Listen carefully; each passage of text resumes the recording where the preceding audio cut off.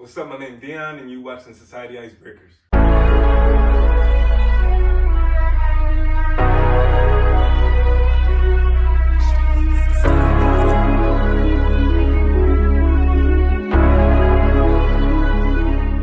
I'm back, man. I'm back, man. It been a long time to see. What's good, cuz? How you been, man? What's up with you, man? How you doing? I'm doing good. Look, we doing something different today. You feel me? We're doing something different today. Cuz, what we doing today, man? Today I'm gonna do a demonstration of how I apply prosthetics. I got this weird starfish mind control thing. It's based off of. Have you ever seen the second Suicide Squad movie? It's based off of that. So this is that shit right there. Yeah, this is gonna go over your face like that shit look crazy. Like this. It's kind of a experimental prosthetic. I'm trying to figure out what is it?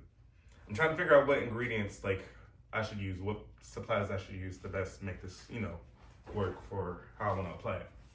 And I got some questions for him. So look, we about to start up and everything. And this episode 4, man. This episode 4. Let's go. Let's go.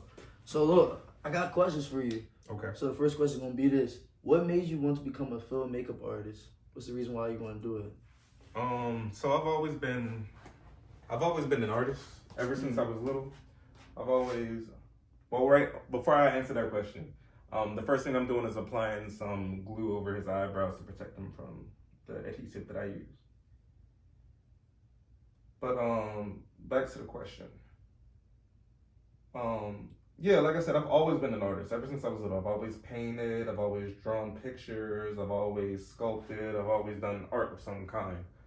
I want to say, for real, around, it was before that, but for real, the time the first Harry Potter movie came out is when I really started getting into film. Not only that, but some of my other favorite movies, something that I like more than Harry Potter, I'm a Harry Potter nerd for real, but something that I like more than Harry Potter are these films called Hellboy. By this director and special effects makeup artist. His name is Guillermo del Toro. I think his ability to bring crazy ass concepts to life, that should be crazy.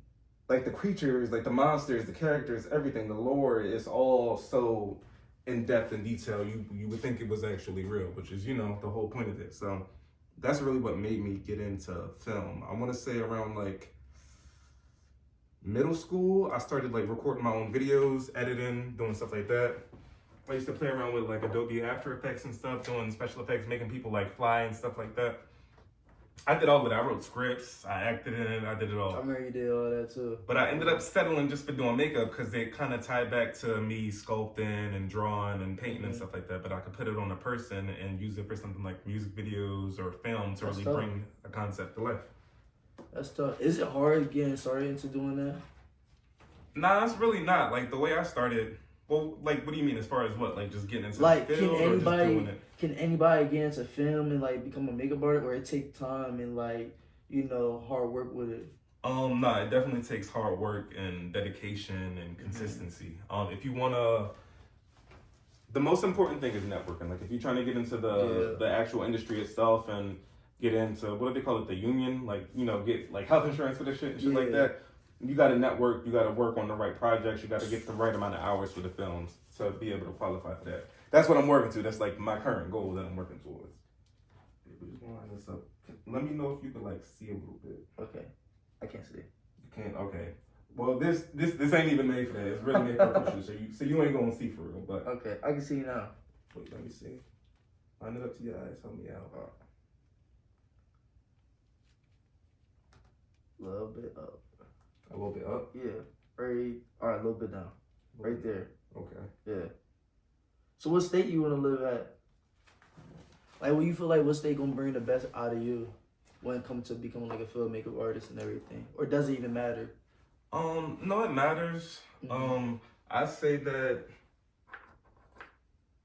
how can I say it? It depends on the season. Yeah. Depending on I guess the financial climate of how Hollywood or the movie industry is doing. Yeah. You might gotta go to a different state because it's cheaper to shoot in certain states. It's not always being done in California or Atlanta or somewhere. It changes. Right now, it's kind of really popping over in Pittsburgh, for real, for real. For real? Yeah, and I hear it's growing in like other northeastern states as well. Right, Jersey building like something like a film studio. A film production studio. I heard they Yeah. building like two there. I heard they doing like something with Netflix over here, and then maybe That's something tough. with Lionsgate. That's tough. Yeah, Feel like that bring a lot of jobs. it and definitely everything. would. Listen, the governor of New Jersey raised my motherfucking Minimum wage. yeah, minimum wage. Raise my minimum wage up, please. Corey at $15? Where's Jersey at? I don't know. I think it's like 15. How the fuck can you survive for $15? Like, let's be honest. Like, it's hard out here. Like, and that's the crazy part about it. I feel like back then, life was easy. Like, it probably wasn't easy. You still have a hard time, but you didn't have rent at fucking 1,300, 1,400. They fucking there's studios out there that motherfucking charge people 1,500 just to rent it out. Like, no. Nobody got time for that shit, bro. Now I'm applying some prosthetic adhesive. This is a silicone-based adhesive, so it like works pretty well. It's like medical grade. Why do you feel like it's important to network? Because this industry is very much about who you know more than what you know. Mm-hmm. You could be the most talented person in the world and nobody will know because you don't know the right people. Man, you're right about that. How do you become a set and prop designer? That's just something that they taught in the school, Mm-hmm. and it's really up to you. When it comes to like this film stuff and the makeup I do, they teach you a lot of different classes. Okay. And I guess with whichever class you really take more liking to, that should like help you make the choice to be like whatever, to do whatever you want to do. It don't necessarily have to be makeup. You could work on sets, prop design, make like guns and shit like that. Like there's a wide range of stuff that you could do. Now, can you go to like any regular college to do this, or you gotta go to like a Pacific college to become like that?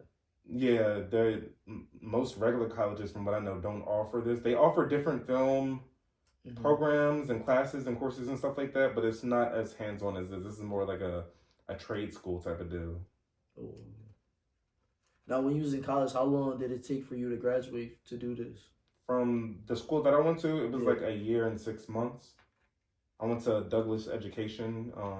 It's in like the Pittsburgh area. And I did the Tom Savini program. For those of you who don't know who Tom Savini is, he's the guy. If you ever seen the movie From Dusk Till Dawn with fucking, what's his name, George Clooney and Salma Hayek and them, the vampires in Mexico at the strip club, the guy who had the gun on his belt, the dick gun, that guy right there, he's a very talented individual. I didn't know that he did the makeup on that movie as well. He was like head of the department, so he's been in the industry for years. Right there. That's good. Yeah. So guys, you might not hear me talk a lot at all, just so I can keep my face steady for him. I know I look crazy as fuck right now. It's okay.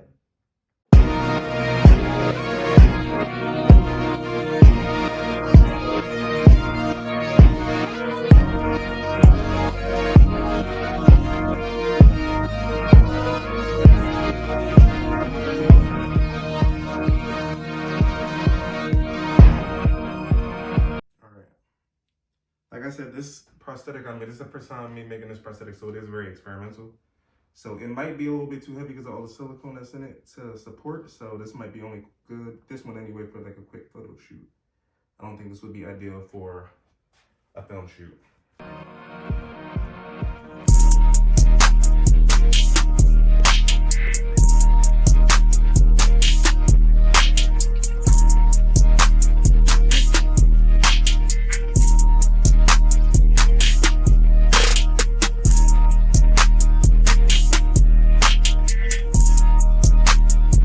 How do you keep yourself upbeat, like facing hard times that you go through? One of the ways I find that I keep myself upbeat is by taking a second to appreciate all of my accomplishments, everything I've learned, Amen to that. everything that I've done so far, all of the great projects that I've gotten to work on, the money that I've gotten to make. Like that's definitely something that keeps me going. The industry can be quick, I want to say like fickle sometimes. Like sometimes there's just not a lot of work. Sometimes you gotta wait. Sometimes you just gotta focus on making money other ways. So sometimes that can be a bummer for sure. But yeah, just finding that inspiration to keep wanting to create is usually what I do to get me through those bummy times, I guess. No, I definitely feel where you're coming from. And it's like with me with this podcast, like I ain't gonna lie to you. Sometimes I just be wanting to quit because it's like it become like too much on you. Yeah. If you got one, two people that's really locked into hearing what you need to say, whatever, Yeah. that shit counts. You feel It me? does. You impacted somebody's life for real. Exactly. And my brother once told me, he was like, you feel me? Are you doing this shit for money or are you doing this shit because you love it? And that shit really like woke me up because it's like, bro, what are you doing this for? And honestly, the reason why I do my podcast is to have like an open vid session, you know? Yeah. You know how people always have like car sessions and just, you know, you talk to your friend on the phone. Like, this is the type of session where it's public, where everybody can hear it, where everybody can learn from it. I'm having guest speakers, you know, for example, like you, telling people that watching this, you know, all the creative ideas that you have or just the career that you're doing and like the things you're trying to do, like that shit can inspire somebody. So it's like Exactly. that shit just keep me going, like, you know, and just hearing my friends always keep saying to me, like, bro, you gonna be something. Like that shit really do something. It lights a fire and it keeps you going, definitely. Definitely. So that would keep me upbeat. Like it's like what you said, appreciate the accomplishment that I had. Like I started up a clothing brand and everything with my fucking title on it. And I was selling a lot of shirts. So it just keep me going, bro. Cause it's like, what if you become something for real? Exactly. But if you stop, it's like you'll never fucking know. You'll never know, man. So that shit just it drive me crazy, but it keep me going for real. Who you think your biggest supporter is? I definitely gotta say my family and my friends for sure. Definitely. Y'all been there. You've been there with me 4 o'clock in the morning, me turning you into a fucking alien. So I've been doing this shit since I was like 13. Tired as hell. But things like that is what really like keep me going and wanting to do this. It's hard when you don't got nobody to practice on. It's really hard to practice on yourself, especially when it's like a makeup look like this that cover your face and stuff like that. Yeah, no, definitely. I ain't gonna lie, it's like with my supporters, it's like my biggest supporter is like family as friends, but I really want to give like a special shout out to somebody. It's my mom for real. Like, Yeah. she always liking everything. She always saying something. She always commenting and stuff. Like, if I get a notification, it's like I got one like. First thing I know, I'm like, it's my mom. And 99% of the time, I'm correct. But I just, you know, it keep me going. I really appreciate it because there's not moms out there that doing this shit at all. Yeah. So it's like whatever I do, football wise, even culture wise, my mom always at my basketball game, even my aunt and my other family members. So it's like my family and friends, but especially my mom, like when it comes to this podcast shit, she really always supporting me. Yeah. No, definitely. So shout out to moms, man. Shout out to moms. Probably gonna create some magic with these edges because they thick as fuck. So yeah, another thing about special effects makeup and like art in general, sometimes you have fuck ups, you have mistakes. Like I said, this is the first prosthetic of this kind that I made. I'm really good with like flat molds and stuff. So like I sculpt something on a board or a sheet or a tablet or something like that, and then I mold it, and then I can make like prosthetics with it with the mold. I fill it with like silicone and stuff like that. That's what this is. It's a big prosthetic, so it used a lot of material, so it's like heavier than it should be for this kind of application. So I gotta really work with it. So we about to kick this shit off for real. I'm gonna make the edges look real gross and stuff like that. I know all y'all looking at this shit, y'all gonna be like, what the fuck? It's okay, man. It's okay. What gave you the moment where you was like, yeah, I'm the shit in this motherfucker? When I seen how people I looked up to, like my teachers, I had some really talented teachers who worked on some really big projects. Mm-hmm. They were blown away by my work. They liked my sculpting abilities and stuff like that, and how I could, I don't know, make unique textures and stuff with just like random tools instead of buying specific tools for it. And I feel like a lot of my ideas were kind of unique. Like for the ideas for like my animatronic and stuff like that, like it was kind of outside the box. It was something that nobody else was doing or anybody else has done anyway in a long time. Man, I feel like what's so unique about this shit, it's like there's no instructions at all. You gotta be so creative with yourself to do this shit. For real, for real. The first people who started doing like this real heavy special effects makeup, like the first Frankenstein movie, the stuff that they were using was literally like liquid latex and cooking flour, like all-purpose flour. For real? Yeah, they were using whatever they could find literally in the kitchen. We're gonna have Delson answer the questions because I can't see shit. This is my bro Delson. Do you feel like it's hard to make it out of Jersey? What do you think, Dion? No. Jersey has produced like a lot of famous people. Whitney Houston, the Jonas Brothers, I believe SZA from here, I believe Lauryn Hill from here. There's a lot of people from Jersey. Man, a lot of them not even from South Jersey. Nah, they North Jerseyans. Me personally, I feel like it's hard to make it out of Jersey because a lot of people don't like the support at all. If it's not if it's not a trend that everybody following, they're not gonna support it at all. That's just I think that's just the way things are. Like, cause everybody's so big on trends and stuff like that. Yeah. But I think if you produce good enough quality of content and content that people find interesting, I think that eventually, like, your audience will find you. I think sometimes it just might take time. No, you're right. You're definitely right. But why is like that? Like, why everybody make it out of North Jersey but never South Jersey though? Like, honestly, I don't know. I don't even know nobody famous in South Jersey, and that's not a shot at nobody. I really don't. I'm really being dead ass. Yeah, the next closest place to here is where all the famous people come from is Philly. Philadelphia. What's the best piece of advice you've ever received, and how have you used it in your life? I think some of the best advice, it kind of plays into the part about like, when you get down. When you're like, especially when you're actually putting your best foot forward and trying to manifest your dreams, whatever it might be. Usually that's the most common time for a lot of people when like bad things in life happen. And it's real easy to get distracted by those bad things and get thrown off course. So I would definitely say that some of the best advice I got was from my dad. When I was going to school for this, I definitely was on hard times. And it was very stressful. I was very stressed out, and it made it hard for me to focus. To make sure I got my work and shit done.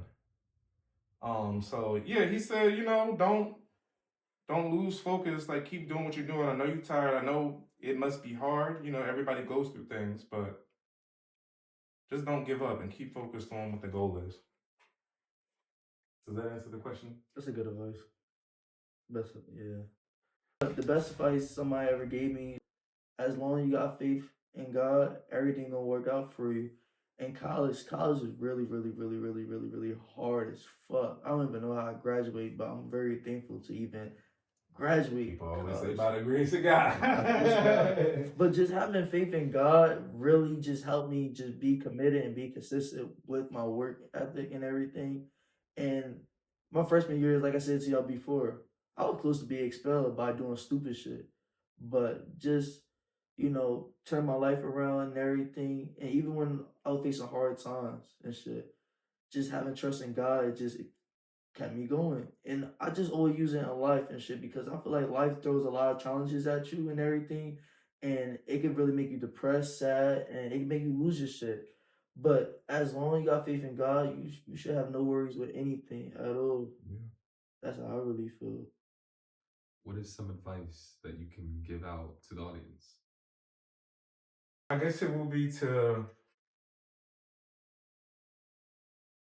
I had a roommate back in Pittsburgh at the school that I was going to. Her name was Faith. Her motto was always just full send it, like no matter what it is. Any kind of dream that you might have, any kind of goal that you might want to achieve, like don't give up. Go all the way, even if you feel like it's not perfect. Because for a lot of people, more times than not, you're just starting off for the first time. So there's no way it's gonna be perfect. You're new. that doesn't mean that you shouldn't try your best and see it through, because you never know what might become of it. A good advice I can give out: look, man, that person you beefing with, it's not even worth it at all. If y'all really sit down and have a talk about everything and listen to one another, that relationship can be fixed. A lot of relationships can be fixed in today's times, but a lot of egos and pride really be destroying that. You feel me? If everybody just really sit down and just look, this where you mess up at, people will really understand where you're coming from, and you feel me? Everything can be solved, everything can be fixed and shit. But no, y'all niggas want to have fucking egos problem, pride problem. Y'all don't be giving a fuck, bro. He said Y'all, PSA. just don't be giving a fuck. What made you decide to do this podcast? So what made me do what made me do this podcast? I always wanted to just have people over, record us, and just vent and shit. Like I could always vent to my family, friends, whatever, but sometimes when I'm venting to them, I be seeing a lot of good shit. And it's like, damn, I'm really popping my shit. Why not record myself and put it on social media? I'm not really a big social media person, but it's like, why not show the world what I be thinking? Cause we all think the same. Like, we probably think different, but we all can think the same thing or relate the same way in somehow way. It's definitely important to share your perspective on life. No, definitely shit, bro. How do y'all handle a bad breakup? Oh man. I ain't got the answer for you, Playboy.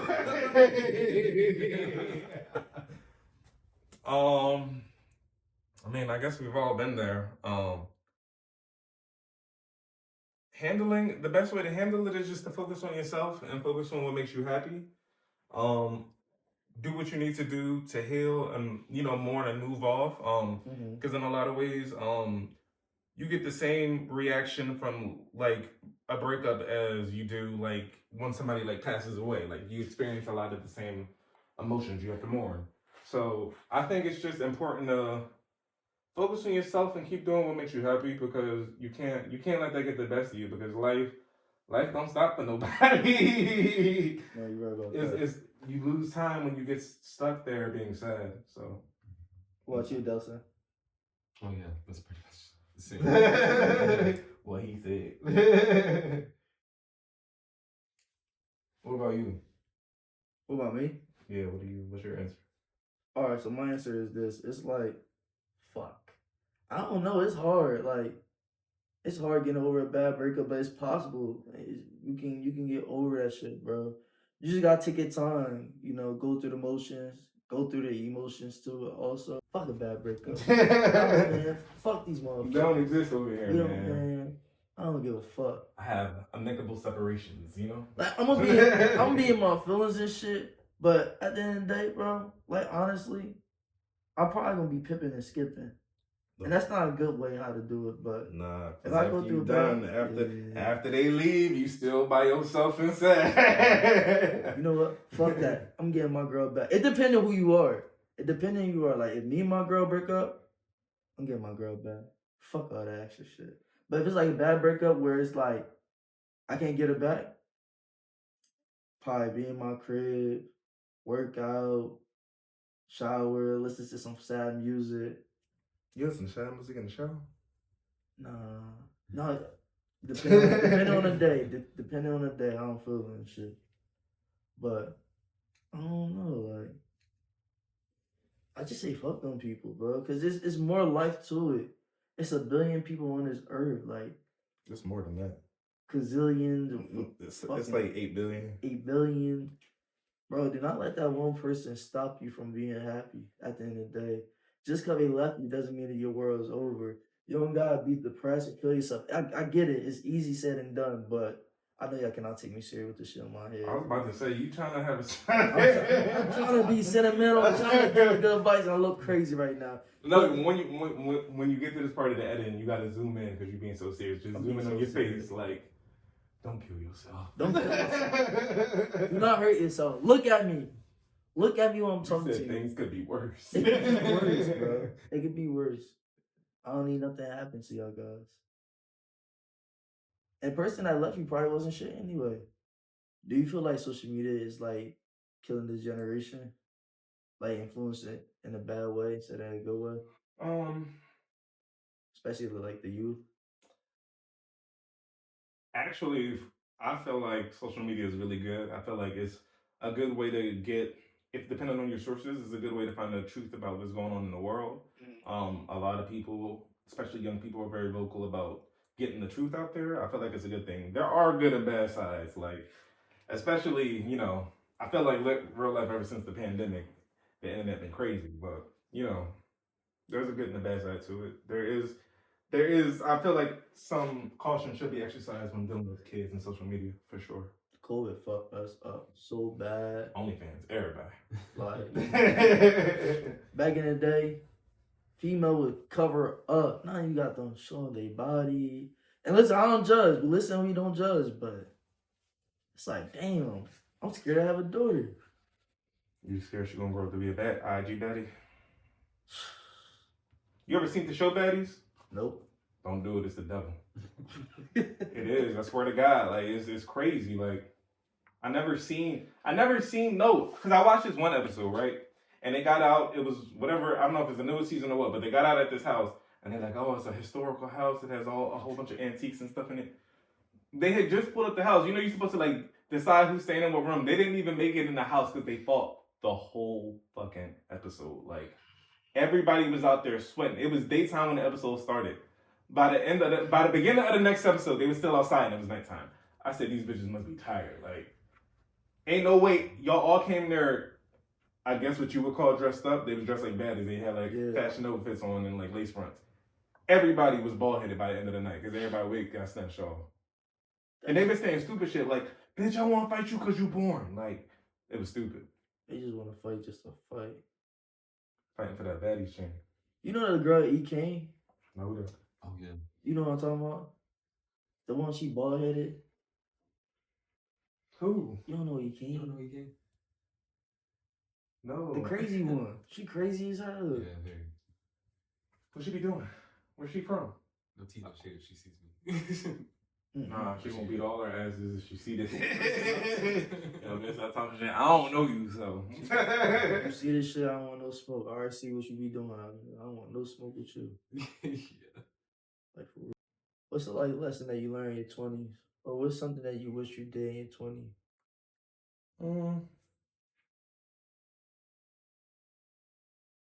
For sure. I guess I would have took more risks, made more mistakes, I guess. I understand that. What made you say that though?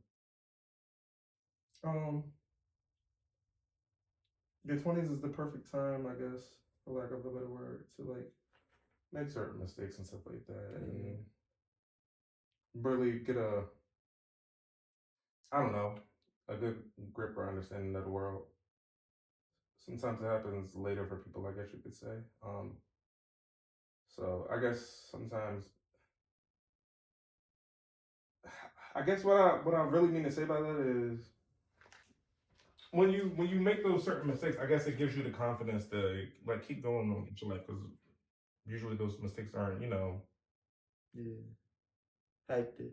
yeah. As you getting older now, being in your 30s, like what you look forward to?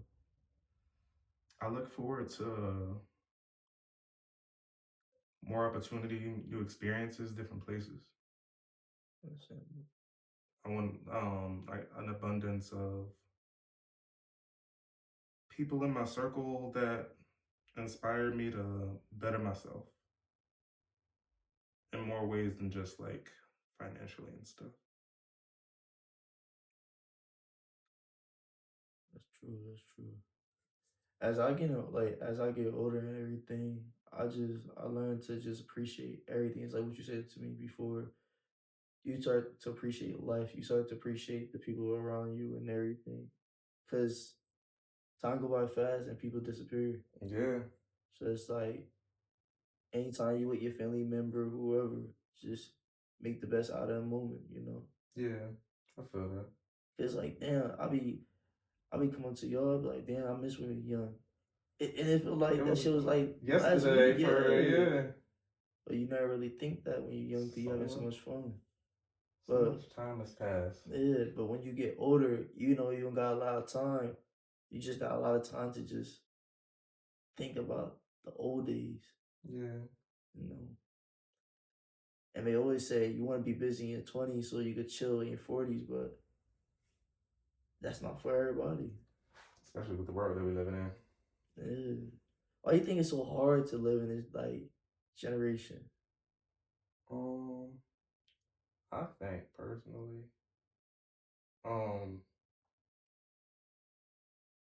Everything too goddamn high. everything's too expensive and everybody is trying really hard to attain a certain lifestyle.